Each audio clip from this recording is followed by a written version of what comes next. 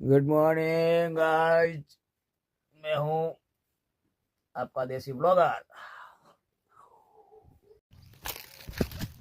तो गाइस, ये मेरी फैक्ट्री है गेहूं की। और हाँ, अभी इसकी ऐसी हालत हो गई है, ये प्रोडक्ट तैयार हो चुका है फैक्ट्री से।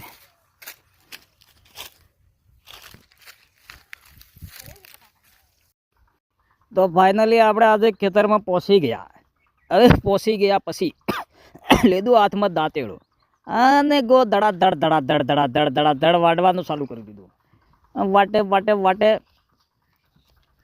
ગો વાડવાની મજા આવી આવી ગઈ। ગરમી ગરમી થઈ ગઈ, પરહેવો વળી ગયો, પણ આપણે વાડવાનું છોડ્યું ને।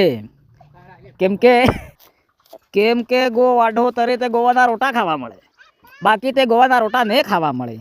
એટલે હરું ગો વાડો તો ઓળજી લાડવા કરે ડોહ, એટલે નવા ગોવાના નવા લાડુ ખાવા માટે મહેનત મજૂરી મશક્કત કરવી પડે। ઓહો, આ ડુહી વાડે તે ભાડો ફાસમ ફાસ હું વાત કરી, આવું તો કાલે નહોતું। હાય હાય હાય।